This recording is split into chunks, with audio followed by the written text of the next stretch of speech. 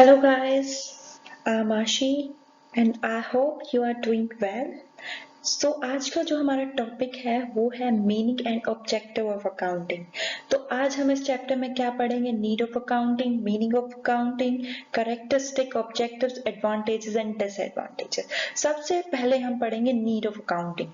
वैसे तो अकाउंटिंग का मतलब होता है हमारा हिसाब किताब रखना, किससे कितना पैसा लेना है, किसको कितना पैसा देना है।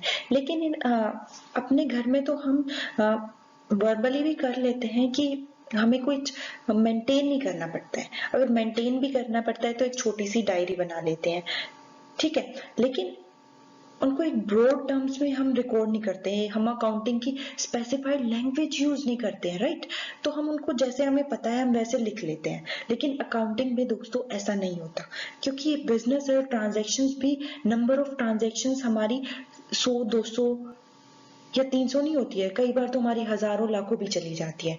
तो इन ट्रांजैक्शन को वर्बली तो हम रिकॉर्ड कर नहीं सकते हैं, है ना। तो जब हम इनको वर्बली रिकॉर्ड नहीं कर सकते तो हम किस चीज का यूज करते हैं? हम यूज करते हैं अकाउंटिंग का। हर बंदा जो बिजनेसमैन है वो क्या जानना चाहता है अकाउंटिंग से? वो जानना चाहता है कि वो प्रोग्रेस कर रहा है या नहीं कर रहा है। तो वो किस चीज की हेल्प लेगा? वो लेगा अकाउंटिंग की हेल्प अपनी प्रोग्रेस को जानने के लिए, क्योंकि जो अकाउंटिंग है वही सिर्फ उसको क्या दिला सकती है? सही सही उसकी कंडीशन, फाइनेंशियल कंडीशन बताएगी कि हाँ आपको इतना प्रॉफिट हो रहा है, इतना लॉस हो रहा है, किस वे में, सिस्टमेटिक वे में चीजों को रिकॉर्ड करके। तो अकाउंटिंग क्या रखती है? हर चीज का हिसाब किताब रखती है। आपको कुछ चीज ना याद करने की जरूरत नहीं होती, वो आपको आप सिस्टम में डालोगे और आपको वो चीज आपके सामने आ जाएगी। तो अकाउंटिंग ये है। और इसकी नीड भी इसलिए जनरेट हुई है क्योंकि हमारी जो नंबर ऑफ ट्रांजेक्शन है ना बिजनेस में, वो एक लिमिट नहीं है, वो अनलिमिटेड होती है। एक दिन में 100 भी हो सकती है, एक दिन में 1000 भी हो सकती है। तो हम किस किस ट्रांजेक्शन्स को याद रखेंगे? हम अपनी प्रोग्रेस को कैसे फाइंड आउट करेंगे? तो वो फाइंड आउट करेंगे हम अकाउंट के जरिए, right. Now come to meaning. अब हम डिस्कस कर लेते हैं meaning of accounting. What do you mean by accounting? Accounting is an art of recording, classifying and summarizing in a significant manner and in terms of money, transactions and events which are in part at least of financial character and interpreting the result thereof। इसमें दोस्तों ये बोलना चाहता है कि accounting art है। Art का मतलब क्या होता है कि चीजों को अपने ढंग से करना। हम अकाउंटिंग में चीजों को अपने ढंग से करते हैं, एक रिजल्ट को फाइंड आउट करने के लिए हम अपनी माइंड का यूज करते हैं, अपने थॉट्स का यूज करते हैं, अपने आइडियाज का यूज करते हैं, ताकि हम एक रिजल्ट फाइंड आउट कर पाए बेटर वे में। तो accounting is an art of recording. क्या रिकॉर्ड करता है? रिकॉर्ड करता है बिजनेस ट्रांजैक्शंस को, कि कहां से पैसा आ रहा है और कहां से पैसा जा रहा है, ठीक है, और किससे कितना लेना है, किसको कितना देना है। तो ये उन ट्रांजैक्शंस को रिकॉर्ड करता है। एंड देन क्लासिफाइंग, क्लासिफाइंग होता है कि सेम नेचर की ट्रांजैक्शंस को सेम अकाउंट में डालना।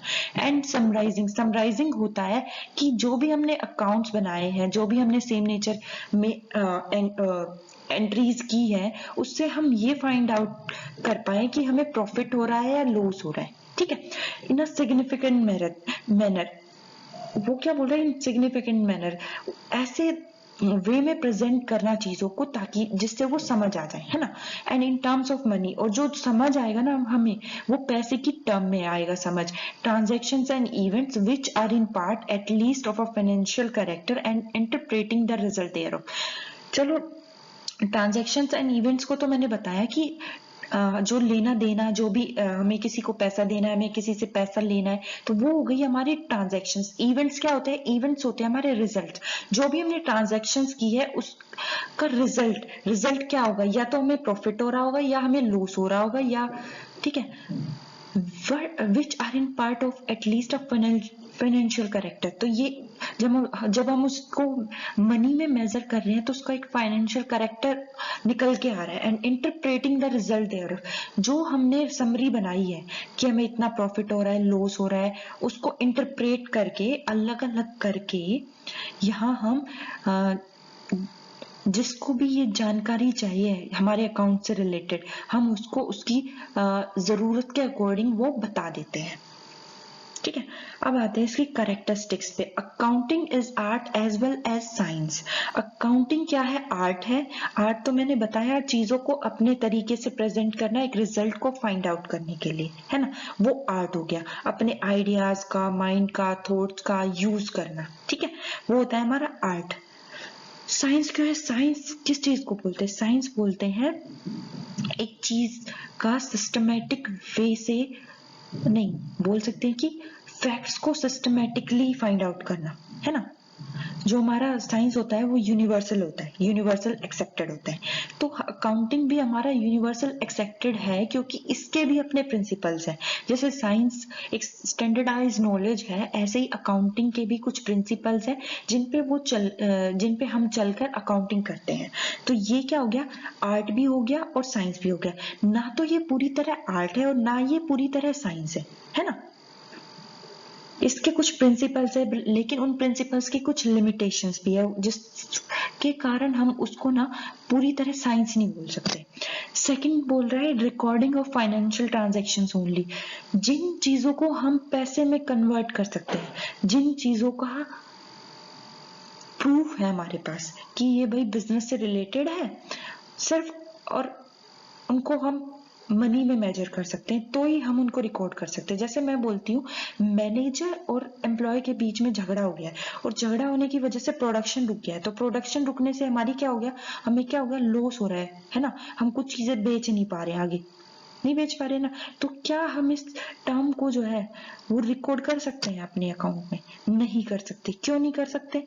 इसलिए नहीं कर सकते क्योंकि मैंने क्या बोला, हमारी जो रिकॉर्ड होगा कैरेक्टरिस्टिक्स। अब आ जाते हैं इसकी अकाउंटिंग साइकिल पे। जैसे मैंने बोला ट्रांजैक्शंस, सबसे पहले हम ट्रांजैक्शंस को फाइंड आउट करेंगे कि ये ट्रांजैक्शंस हमारे बिजनेस से रिलेटेड है या नहीं है। जैसे मैंने बोला मैंने अपने घर के लिए फ्रिज लिया, तो इसमें बिजनेस का क्या लेना देना है? क्या ये कहीं से ऐसा साउंड कर रहा है कि ये बिजनेस के लिए है? नहीं कर रहा ना, कि मैंने अपने घर के लिए लिया है तो मैं घर में ही तो यूज करूंगी, मैं बिजनेस में थोड़ी किसी भी तरह यूज कर सकती हूँ, नहीं कर सकती। अगर मैं यही बात अगर ऐसे बोलती कि मैंने ये फ्रिज जो है वो अपने बिजनेस के लिए लिया है ताकि मेरे एम्प्लॉयज इसमें अपना खाना ठंडा रख सके, जो कोल्ड ड्रिंक रख सके, उनके लिए स्नैक्स रख सके, तो ये इसमें बिजनेस की रिलेवेंस आती है कि क्योंकि ये जो खर्चा किया है ये हमने अपने एम्प्लॉयज के, उनको अच्छा फील हो कि हमारे बिजनेस में ऐसी चीजें हैं जो हमें मोटिवेट करती है यहाँ आने के लिए। तो ये क्या हो गया? बिजनेस से रिलेटेड हो गया, राइट। तो ये ट्रांजैक्शन क्या हो गई? हमारी बिजनेस से रिलेटेड हो गई। फिर ट्रांजैक्शंस को आइडेंटिफाई करने के बाद हम जाते हैं कि ये मनी में मेजर हुई या नहीं हुई। अब मैं बोलती, जैसे मैंने एग्जांपल दिया था कि एम्प्लॉयर मैनेजर में लड़ाई हो गई। जब वो लड़ाई हुई तो उनको प्रोडक्शन का लॉस हो गया, वो सेल नहीं जनरेट कर पाए। जब वो सेल नहीं जनरेट कर पाए तो वो ट्रांजैक्शन क्या मनी में मेजर हो रही थी? नहीं हो रही थी ना। तो जब वो मनी में मेजर नहीं हो रही थी तो हम उसको रिकॉर्ड नहीं कर पाए, हम उसकी कोई जर्नल एंट्री नहीं कर पाए, राइट। तो जर्नल एंट्री के लिए ना हमारा एक अकाउंट डेबिट होता है और दूसरा अकाउंट हमारा क्रेडिट होता है। कैसे क्रेडिट होता है? इसमें हमारा ड्यूअल एस्पेक्ट चलता है। इसमें ड्यूअल एस्पेक्ट कैसे चलता है? जब एक अकाउंट एक चीज में पैसा एक चीज आ रही होगी तो हमारे पास से पैसा जा भी रहा होगा। तो ये दो इफेक्ट हो गए ना, कि एक तो हमारे पास चीज आ रही है, हमने रॉ मटेरियल खरीदा तो रॉ मटेरियल तो आ गया, लेकिन हमने उसकी पेमेंट भी की है साथ में, राइट। तो दो जगह एक चीज का दो जगह इफेक्ट होता है, या एक चीज डेबिट होगी एंड सेकंड चीज हमारी क्या होगी? क्रेडिट होगी। ठीक है, ये होती है हमारी जर्नल एंट्री। हम जो ट्रांजैक्शंस हैं उनको जर्नल के थ्रू, ठीक है, जर्नल के थ्रू हम यहाँ क्या करते हैं? उसको रिकॉर्ड करते हैं। जर्नल में रिकॉर्डिंग के बाद हम उसको ले जाते हैं उनके नेचर वाइज, कि ये परचेज का आइटम है तो परचेज अकाउंट में डाल देंगे, ये सेल्स का आइटम है तो हम इसको सेल्स में, डेटर्स का है तो डेटर में डाल देंगे। इससे हमारा क्रेडिट क्रिएट हो गया तो हम इस ट्रांजेक्शन को क्रेडिटर अकाउंट में डाल देंगे। तो यहाँ से लेजर में क्या होगा? लेजर में होता है कि हर चीज का एक अलग अलग अकाउंट होता है, ठीक है। परचेज का अलग हो गया, सेल्स का अलग हो गया, डेटर्स का अलग, क्रेडिटर्स का अलग। और हमें ये अलग अलग अकाउंट बनाने की जरूरत क्यों है? क्योंकि हम एक at the end of a period हम एक रिजल्ट फाइंड आउट करना चाहते हैं, हम उसका टोटल निकालना चाहते हैं कि हमने इन 12 महीनों में कितना परचेजेस कर लिए, कितनी सेल्स कर ली है, कितने हमारे डेटर्स क्रिएट हो गए, कितने हमारे क्रेडिटर्स क्रिएट हो गए, ताकि हम उन्हें उनको पे ऑफ कर पाए, उनसे पैसा ले पाए। ठीक है, तो हम उनसे एक रिजल्ट फाइंड आउट करना चाहते हैं। फिर बनाते हैं दोस्तों हम ट्रायल बैलेंस। जब हमें यहाँ से टोटल पता चल जाता है लेजर से, तो हम क्या करते हैं, उनकी जो टोटल की एंट्री है, ट्रायल बैलेंस में भी एक अकाउंट, एक होता है डेबिट होता है एंड दूसरा होता है क्रेडिट होता है। तो जब हम डेबिट क्रेडिट में एंट्री डाल रहे होते हैं, जब अगर वो मिल जाता है तो ठीक है, अगर वो नहीं मिलता ना उनका टोटल डेबिट एंड क्रेडिट का अगर टोटल नहीं मिलता, तो हमारा कहीं ना कहीं एरर आ जाता है। तो उस एरर को फाइंड आउट करने के लिए हम ट्रायल बैलेंस बनाते हैं। वैसे ट्रायल बैलेंस के हमारे बिजनेस में कोई रेलेवेंस नहीं होती, ये सिर्फ हम सेल्फ सेटिस्फेक्शन के लिए बनाते हैं। फिर बनाते हैं हम इसके बाद trading and profit and loss. मैंने आपको एक जगह बताया था समराइजिंग में कि हम एक जगह अपने सारे एक्सपेंसेस को लिखते हैं। वो एक्सपेंसेस कैसे होते हैं, हमारे नॉर्मल बिजनेस ऑपरेशन से जनरेट हुए एक्सपेंसेस होते हैं। ठीक है, हम अपने नॉर्मल बिजनेस को ऑपरेट करने के लिए ऐसे खर्चे करते हैं, तो वो हम डेबिट साइड में लिखते हैं। और जो भी हमें नॉर्मल बिजनेस से इनकम आ रही होती है, वो हम क्रेडिट साइड में लिखते हैं। तो जब हम इनको क्या करते हैं, कंपेयर करते हैं, तो हमें एक्सेस या डिफिसिट होता है। एक्सेस मतलब ज्यादा, या तो कुछ जब हम कंपेयर करेंगे, या तो कुछ चीज ज्यादा निकल के आएगी या कुछ चीज कम निकल के आएगी। जैसे मैंने इनकम को एक्सपेंस के साथ कंपेयर किया, तो मुझे पता चला कि इनकम मेरी ज्यादा है ओवर एक्सपेंस, तो इससे मेरे को क्या हो गया, प्रॉफिट हो गया। फिर मैंने कंपेयर किया, फिर मेरे को क्या पता चला कि मेरे एक्सपेंस ज्यादा है ओवर प्रॉफिट, तो वहां चल के मेरे को क्या हो गया, लॉस हो गया। ठीक है, फिर बैलेंस शीट बनाते हैं प्रॉफिट एंड लॉस के बाद। ठीक है, बैलेंस शीट से हमें क्या पता चलता है कि हमारे पास हमने पूरे साल में डेटर्स कितने क्रिएट कर लिए, कितनों को हमने पे ऑफ कर दिया। ठीक है, कितना हमारे पास कैश पड़ा है, कितने हमारे पास एसेट पड़ी है। इससे हमें अपनी फाइनेंशियल कंडीशन पता चलती है कि किसको कितना पे ऑफ करना है, किससे कितना लेना है। तो ये क्या होगी, हमारी अकाउंटिंग साइकिल होगी। और जो ये टर्म्स है ना, ये चलती रहती है, क्योंकि जो हमारा बिजनेस है वो गोइंग कंसर्न के हिसाब से चलता है। हम अपना बिजनेस कल बंद करने के लिए नहीं ओपन करते, हम अपना बिजनेस किस कॉन्सेप्ट के बेस पे चलाते हैं कि हमारा बिजनेस जो है वो सालों साल चलता रहेगा। हम अपने बिजनेस को बढ़ता हुआ देखेंगे आगे के टाइम में। हम ट्रांजैक्शंस तो इसलिए कर रहे हैं, हम अपनी सेल्स तो इसलिए बढ़ाना चाहते हैं ना, कि हम अपने बिजनेस की ग्रोथ चाहते हैं। हम इसलिए तो नहीं कर रहे ना कि हम आगे चलकर उसको बंद कर देंगे, right. Now come to its objectives. क्या है अकाउंटिंग के ऑब्जेक्टिव्स? सबसे पहला ऑब्जेक्टिव है टू कीप सिस्टमेटिक रिकॉर्ड्स। ये जो है अकाउंटिंग, सबसे पहले हम रिकॉर्ड करते हैं, तो ये जो रिकॉर्ड करता है ये एक सिस्टमेटिक वे में रिकॉर्ड करता है, तभी तो इसको हमने साइंस माना था, है ना, कि ये जो सिस्टमेटिक रिकॉर्ड करता है, ये किस बेस पे रिकॉर्ड करता है, फैक्ट्स के अकॉर्डिंग, राइट। तो ये जो रिकॉर्ड करता है, ये किस वे में करता है, सिस्टमेटिक वे में रिकॉर्ड करता है। और इससे जब हम रिकॉर्ड करते हैं, हमें इससे क्या पता चलता है, हम रिजल्ट क्या निकाल के लाते हैं, हम अपनी फाइनेंशियल कंडीशन पता करते हैं, राइट। तो तो इसमें हम कैलकुलेट करेंगे प्रॉफिट और लॉस। फिर थर्ड पॉइंट है to find out reason of profit and loss. यहाँ जब हम रिकॉर्ड कर रहे हैं ट्रांजैक्शंस को, तो हम ये फाइंड आउट भी कर सकते हैं कि कौन सा एक्सपेंस हमारा ज्यादा हो रहा था, या कौन सी इनकम ऐसी ज्यादा राइज हो गई जिसकी वजह से हमें इतना ज्यादा प्रॉफिट हो गया, या फिर कौन सी अनएक्सपेक्टेड इनकम हो गई जिससे और ज्यादा हो गया, या फिर बोल सकते हैं अनएक्सपेक्टेड एक्सपेंस हो गया जिससे हमें बहुत ज्यादा लॉस हो गया। To ascertain the financial position, कि हम एक्चुअली हमारा लेवल क्या है, तो वो जो हम किसके थ्रू जान सकते हैं, हम अकाउंटिंग के थ्रू जान सकते हैं, right. To know about progress, मैंने आपको बताया था, हमें अपनी प्रोग्रेस फाइंड आउट करनी है कि जो हमने पैसा लगाया है वो सही जा रहा है, वो सेफ है, या फिर हम ऐसे ही पैसे लगाए जा रहे हैं, उससे कुछ हमें मिल भी रहा है, रिटर्न्स आ रहे हैं नहीं आ रहे हैं, तो वो हम किसके थ्रू जान सकते हैं? हम अकाउंटिंग के थ्रू जान सकते हैं। ठीक है, to find out fraud and error, जब हम एक चीज सिस्टमेटिक वे से करते हैं ना, तो हम ये फाइंड आउट कर सकते हैं कि कहाँ एरर हो गया और कहाँ एरर कमिट हो सकता है, या फिर कहाँ फ्रॉड हो गया है या हो सकता है। ठीक है, to provide information to various parties, हमारे पास इनसाइडर्स होते हैं और आउटसाइडर्स होते हैं। इनसाइडर्स में ओनर आता है, एम्प्लॉयज आते हैं, मैनेजमेंट आता है। ठीक है, तो अगर इनको हमारे अकाउंट से कुछ भी जानकारी चाहिए होती तो हम इन्हें प्रोवाइड करा सकते हैं। और आउटसाइडर्स होगी हमारी गवर्नमेंट।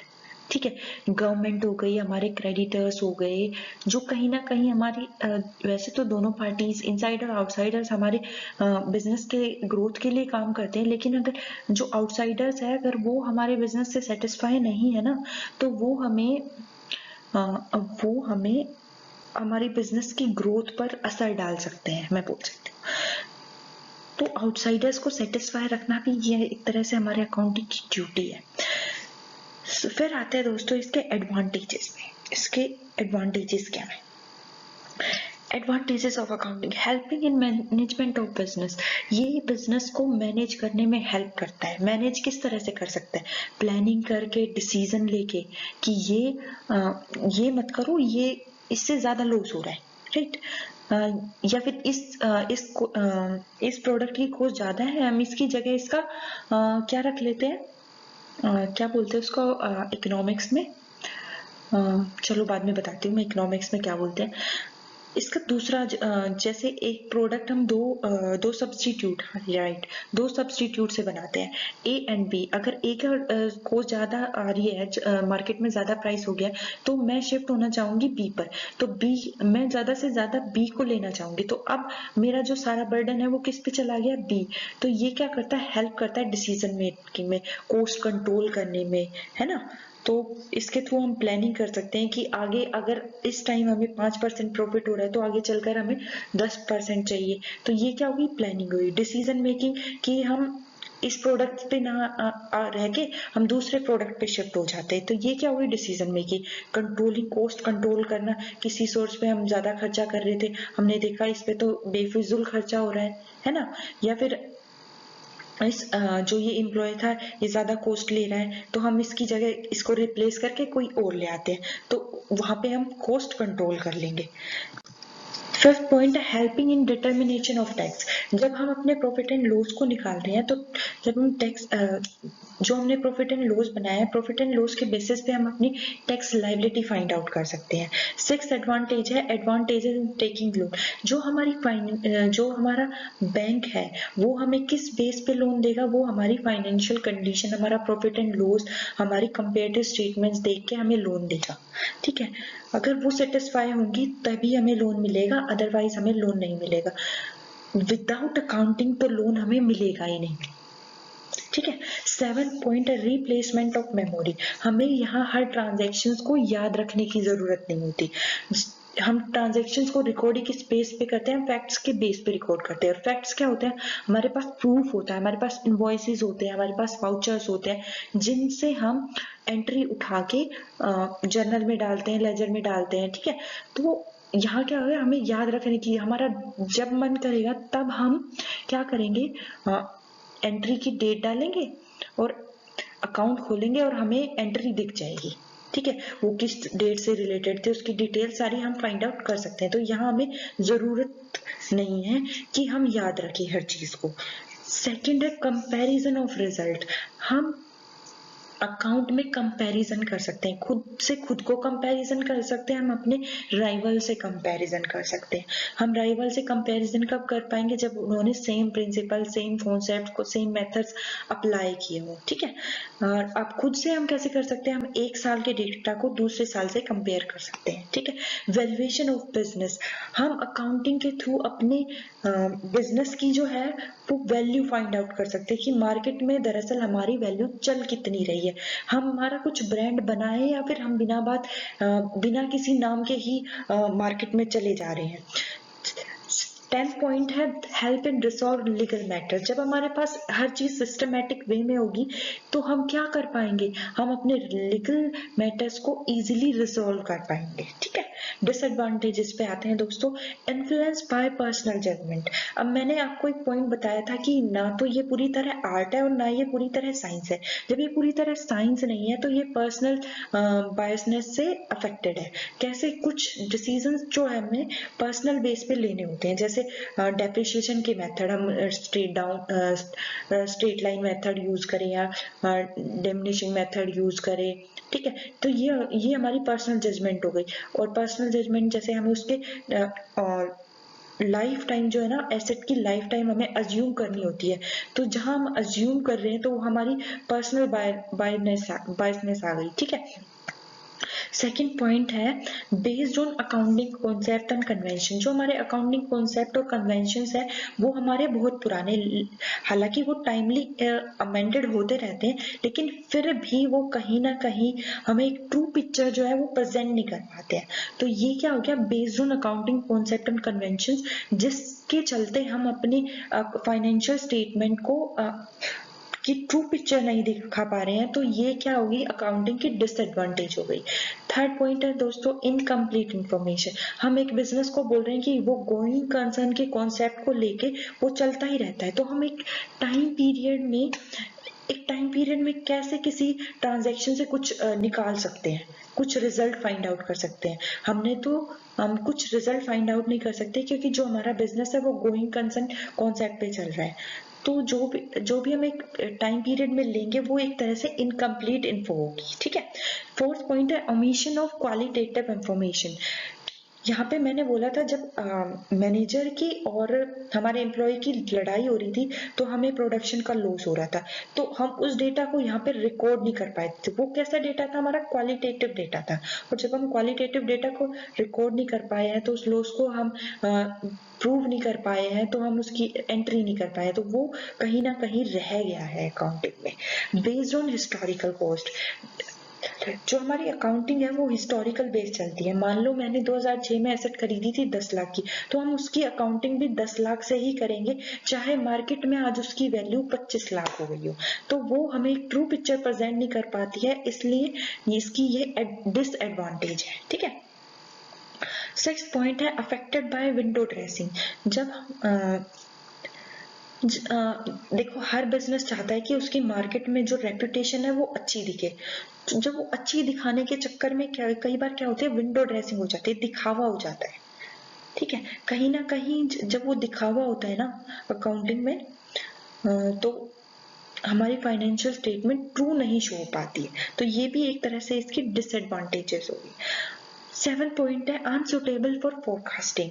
ये अनसुटेबल है फोरकास्टिंग के लिए। हम इससे, जब मैंने बोला ये क्वालिटेटिव डाटा नहीं ले रहा है, इसकी इनकम्प्लीट इंफॉर्मेशन है, ये अकाउंटिंग कॉन्सेप्ट और कन्वेंशंस पे डिपेंड करता है जो हमारे पुराने हैं, हालांकि ये अमेंडेड होते रहते हैं इनको अच्छा दिखाने के लिए, इनको अप टू डेट रखने के लिए, फिर भी कहीं ना कहीं जो कॉन्सेप्ट है वो आज की ट्रू वैल्यू प्रेजेंट नहीं कर पाते हैं, तो ये अनसुटेबल भी हो जाते हैं फ्यूचर को देखने में। जो भी, अगर मान लो हमने फ्यूचर को कंपेयर भी कर लिया, हमने कंपेयर करके कुछ फोरकास्ट भी कर लिया, तो वो एक तरह से ट्रू पिक्चर नहीं प्रेजेंट कर पा रहा है। सो दोस्तों, thank you for watching this video. अगर आप लोगों को पसंद आई है तो प्लीज लाइक कीजिए, सब्सक्राइब कीजिए, कमेंट कीजिए। अगर कहीं भी आपको जरा सा भी डाउट आ रहा है, please comment, I definitely just solve that. So take care दोस्तों, बाय।